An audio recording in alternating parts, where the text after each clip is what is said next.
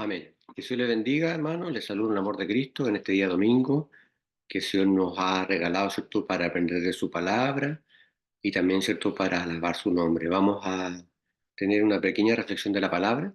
Voy a pedirle que busquen Lucas 24, del 13 al 35.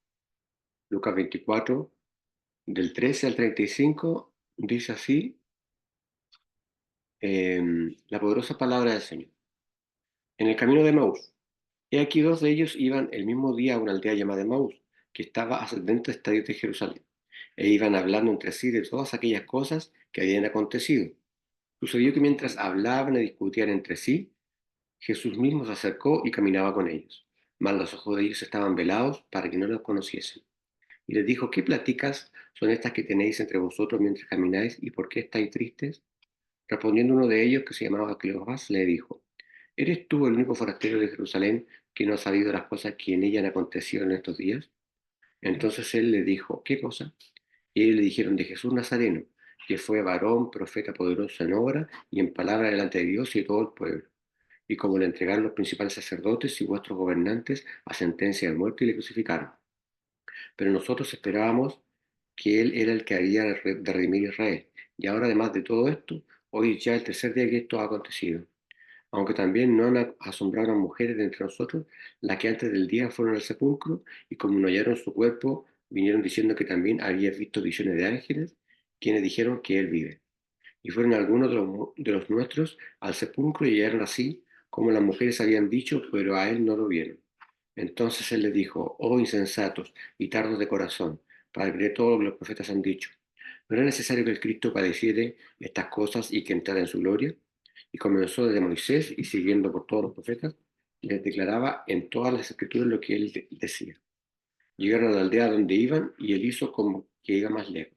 Mas ellos le obligaron a quedarse diciendo: quédate con nosotros porque se hace tarde y el día ya ha declinado. Entró pues a quedarse con ellos. Y aconteció que estaba sentado con ellos a la mesa, tomó el pan y lo bendijo, lo partió y les dijo. Entonces les fueron abiertos los ojos y lo reconocieron. Mas él se desapareció de su vista, y se decía el uno al otro: ¿no ardía nuestro corazón entre vosotros mientras nos hablaba en el camino y cuando nos abrió las escrituras? Y levantándose en la misma hora, volvieron a Jerusalén y hallaron a los 11 reunidos y a los que estaban con ellos. Y decían: ha resucitado el Señor, verdaderamente y ha aparecido a Simón. Entonces ellos contaban las cosas que les habían acontecido en el camino y cómo los habían reconocido al partir el pan. Señor Jesús, te damos gracias por esta porción hermosa de tu palabra. Permite que podamos reflexionar respecto de ella y que podamos edificarnos, Señor, en tu palabra y en todas las cosas que tú nos quieres regalar en este día, Señor. Te lo pedimos en tu nombre bendito. Amén. Bien, una porción muy linda de la palabra, ¿cierto?, que nos recuerda que Jesucristo resucitó, ¿cierto? Eso es lo más importante, esa es nuestra convicción como cristianos, ¿cierto? Jesucristo resucitó y vive, ¿verdad? No está muerto, no está en la tumba, sino que ha resucitado. Es uno de los testimonios, ¿cierto?, verdaderos en cuanto a que Él volvió de la muerte, ¿cierto? Dice, cuando habla de dos de ellos, ¿cierto?, la palabra que leemos, habla de dos de los discípulos, se refiere a Cleofas, ¿cierto?, que lo nombra más adelante, el padre de Jacobo, y a un NN, que podría ser Lucas, que es precisamente el que escribió este evangelio, ¿cierto?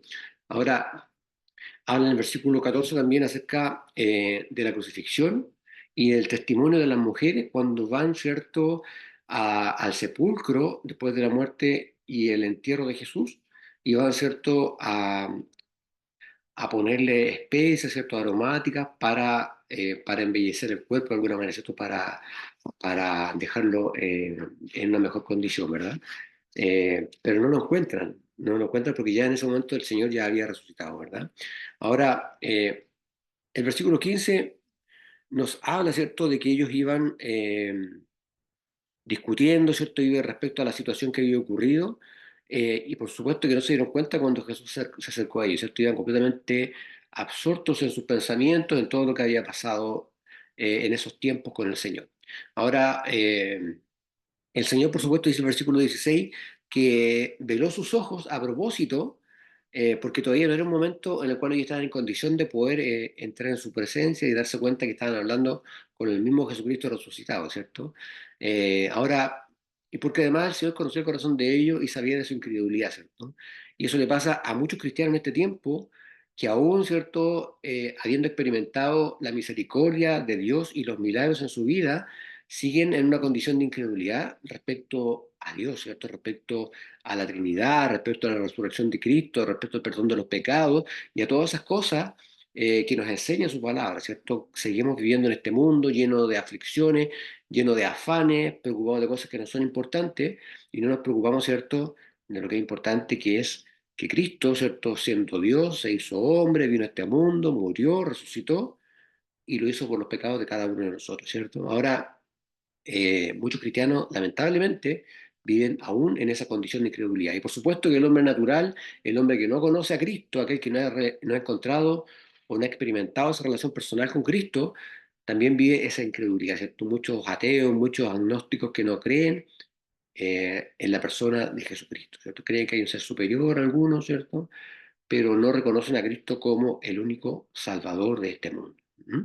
Ahora, eh, el versículo 18 decía, respondió uno de ellos, que se llamaba Cleofás, le dijo, ¿eres tú el único forastero en Jerusalén que no ha sabido las cosas que en ella han acontecido? ¿Cierto? Porque Jesús le pregunta de qué vienen conversando, y Cleofás le pregunta sarcásticamente que acaso era él el único que no se había dado cuenta de lo que había pasado, ¿cierto? De todos los acontecimientos, de la persecución de los cristianos, de la muerte de Jesús y de todo lo que estaba pasando, ¿cierto? Acontecimientos políticos, bélicos, ¿cierto? Sociales que estaban aconteciendo en Jerusalén. Entonces se lo dice Cleofas con sarcasmo, ¿cierto? Eh, por eso que Jesús le pregunta qué cosas, ¿cierto? Para hacerlos hablar, para hacerlos reflexionar respecto a la situación que ellos estaban viviendo. Ahora, eh, y en el versículo 20 dice, ¿y cómo le entregaron los principales sacerdotes y nuestro gobernante a sentencia de muerte y le crucificaron? ¿Cierto? Ahí Cleófas le está contando a Jesús, sin saber que era Jesús, le está contando, ¿cierto?, que lo habían entregado, ¿cierto? Dice acá, ¿cierto?, los sacerdotes y nuestros gobernantes en sentencia de muerte. Se refiere principalmente a la religión organizada, ¿cierto?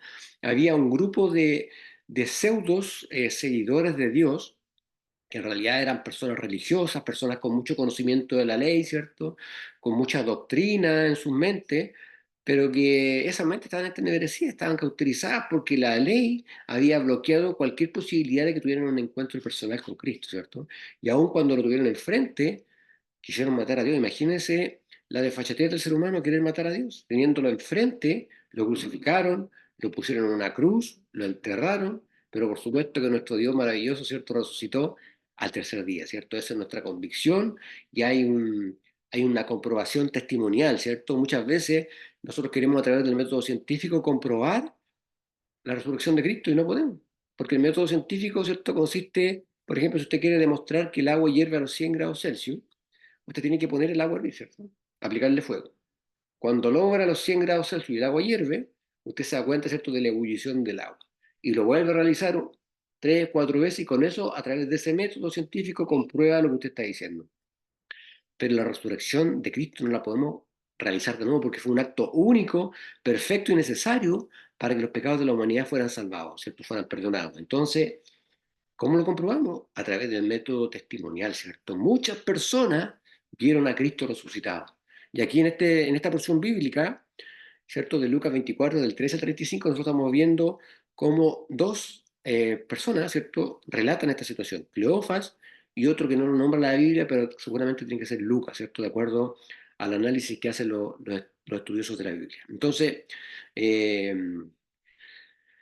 en ese tiempo, la religión organizada, ¿cierto?, es la que condena y crucifica y da muerte a Jesucristo, con esa desfachatez de querer matar al mismo Dios, ¿cierto? Ahora, por supuesto que estos discípulos habían centrado sus estudios en las Escrituras y en la gloria del reino venidero, ¿cierto?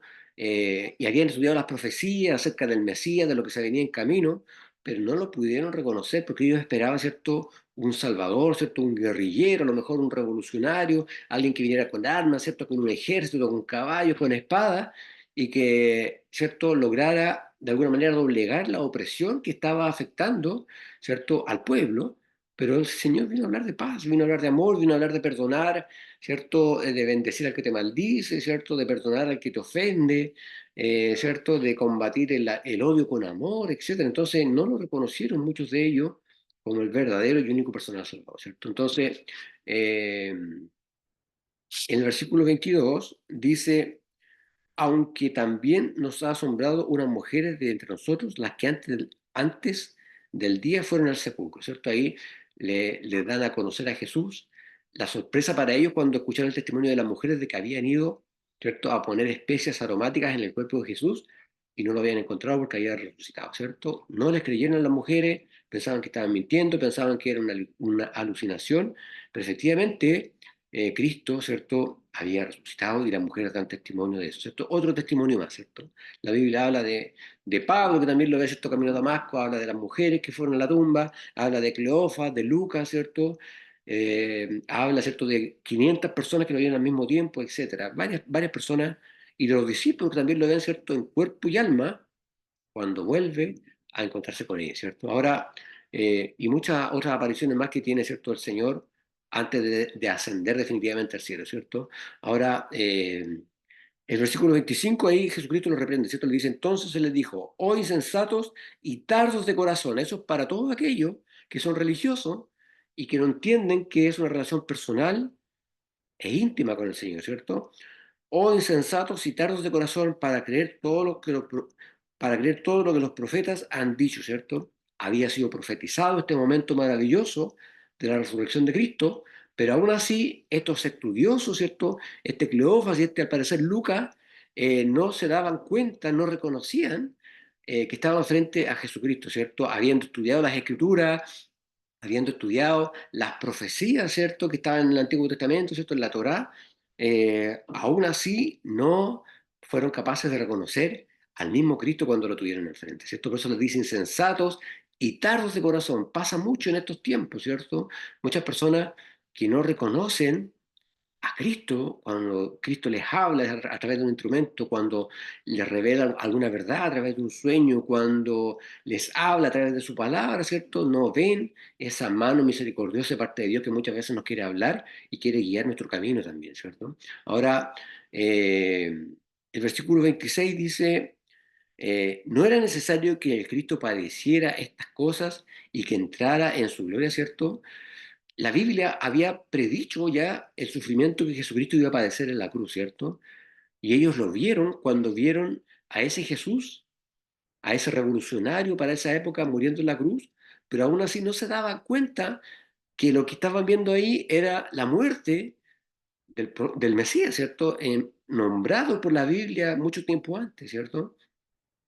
Por eso el Señor les dice: no era necesario que Cristo padeciera estas cosas y que entrara en su gloria. Ellos sabían todo lo que iba a pasar, lo tuvieron en el frente y no lo pudieron reconocer, ¿cierto? Después dice, el versículo 27 dice: y comenzando desde Moisés y siguiendo por todos los profetas, les declaraba en todas las escrituras lo que de él decía, ¿cierto? Jesús hace, cuando les relata a estos discípulos que iban caminando en el camino de Maús, lo hace, ¿cierto?, con un respaldo bíblico y que a usted no lo sorprenden, que a usted no lo engañe. Cuando usted le hable las cosas de Dios, usted pida que le hablen sobre la sana doctrina, porque hay muchas iglesias en este tiempo que se están levantando doctrinas falsas, doctrinas demoníacas, doctrinas de la prosperidad, etcétera, y lo hacen solamente para quitarle su dinero, para quitarle su tiempo, su libertad, etcétera. La única verdad está en Cristo, en sus escrituras. Si usted quiere saber si están diciendo la verdad, si hay una sana doctrina en una iglesia o una persona que le quiere predicar, usted vea si lo que le están diciendo está en la Biblia. Si está en la Biblia, es sana doctrina y usted escucha y aprende de la palabra de Dios. Entonces, Jesucristo les habla a la luz de la palabra, ¿cierto? El tema del sufrimiento, el tema de entrar en la gloria, ¿cierto? Todo eso y está profetizado mucho tiempo antes, ¿cierto? Por los profetas que están plasmados, ¿cierto?, en el Antiguo Testamento también. Ahora, eh, el 29 decía: más ellos le obligaron a quedarse. Jesucristo se quería ir, ¿cierto? Les dice que él iba un poco más allá, les dice de esa manera, para no seguir con ellos, pero ellos le dicen en el 29, eh, quédate con nosotros porque se hace tarde y el día ya ha declinado. Jesucristo, ¿qué hace? Entró pues a quedarse con ellos. Entonces usted le pide a Cristo, que está vivo, que resucitó, que Él more en su corazón, Él lo va a hacer. El Señor no es una persona avasalladora que va a tratar de obligarlo a que usted le acepte, que usted le siga, que usted deje las cosas de este mundo para buscarle, para servirle, para seguirle. No, no, Dios es un Dios respetuoso. Él va a respetar su decisión de acercarse a Él. Y si usted le dice, Señor Jesucristo, te necesito, estoy fragmentado mi corazón, necesito tomarme de tus manos, necesito tu ayuda, necesito que me ayudes con esta circunstancia, entra en mi vida, el Señor Jesucristo va a entrar en su vida. Y lo va a hacer con amor, ¿cierto? Lo va a hacer deseoso de que usted le acepte como su Señor. Él nos ha creado, somos criaturas hechas a la imagen y semejanza de Dios. Pero Él espera que nosotros le aceptemos, ¿cierto? Como consecuencia del pecado original, nosotros perdimos esa relación con Dios. Pero Él quiere restaurar esa relación en esta hora contigo. Él quiere entrar en tu casa, cenar contigo, que tú comas con Él. Él quiere entregarte la palabra, quiere entregarte su amor. Pero es necesario que tú dejes de lado tu orgullo, tu vanidad, todas esas cosas que te alejan, ¿cierto? De esa llenura que debemos tener de parte del Señor a través de su Espíritu Santo. Jesús se queda con todos los que le deseen. Amén. Ahora dice, el versículo 30 dice, y aconteció que estando sentados con ellos a la mesa, tomó el pan y lo bendijo, lo partió y se lo dio. Lo mismo que hace el Señor con nosotros, ¿cierto? El Señor nos toma, nos bendice, muchas veces nos quebranta con ciertas circunstancias, pero finalmente nos hace florecer nuevamente, ¿cierto? Como lo hace con su iglesia. La iglesia ha pasado, está pasando y va a seguir pasando muchas tribulaciones, muchas persecuciones, pero mantengámonos firmes, hermano, tú que estás predicando, tú que estás entregando el mensaje a través de redes sociales, en la esquina de tu casa, te compraste un parlante, estás predicando, le estás hablando a tus familiares, sigue adelante, sigue fuerte esperando, porque el Señor no tarda en venir. Nadie sabe el día ni la hora, pero Cristo ya viene. Cristo va a enjugar toda lágrima que haya derramado por su causa. Cristo va a revertir cualquier situación que haya sido provocada en tu vida como consecuencia de seguir a Cristo y de servirle. Así que sigue adelante, porque el Señor, como lo muestra acá en su palabra, nos toma, nos bendice, nos quebranta, pero después nos levanta, ¿cierto?, para seguir siendo la iglesia que Él espera que nosotros seamos. ¿Ya? Ahora, el 31 decía, entonces le fueron abiertos los ojos y le reconocieron, mas él desapareció de su vista, ¿cierto? Allí fue el gozo supremo para estos discípulos, ¿cierto? Porque vieron a Jesús resucitado, ¿verdad? Ahora, este versículo 34 y final que leímos dice, ha resucitado el Señor verdaderamente y ha aparecido a Simón, ¿cierto? Estaban contando de qué manera el Señor había resucitado. Esta es una conversación victoriosa, ¿cierto? Es la mayor victoria para la humanidad. Que nuestro Dios, tu Dios, mi Dios, el creador del cielo, del universo, del mar y de la fuente de las aguas, estando en el cielo, se haya despojado de su gloria y haya venido a este mundo a hacerse carne, a hacerse hombre, a morir y a resucitar por tus pecados y los míos para obtener la salvación y vida eterna. ¿Qué noticia más maravillosa? Espero que tú, en esta hora, lo creas y lo compartas con todas las personas que necesitan un mensaje de amor y de paz en esta hora. Que Dios te bendiga, oremos. Demos gracias al Señor por esta palabra. Amén. Padre eterno, te damos gracias por tu palabra, Señor, gracias por tu mensaje. Ayúdanos, Señor, a permanecer firmes, eh, entregando tu palabra, Señor, a mantenernos con el deseo de seguir perseverando en tu camino, Señor, y hacer tu voluntad buena, bendita y agradable. Te pido que bendiga a todos los hermanos que están viajando, los hermanos que están acá en Puerto Montt, en Puerto Vara, en todos los lugares, Señor, y que nos regale un domingo tranquilo, en armonía, en paz, y una semana llena de bendiciones. Te lo pido en el nombre de Jesús. Amén. Primero, que Dios les bendiga. Nos estamos encontrando con la ayuda del Señor en la reunión de oración del día de mañana. Que Dios les bendiga.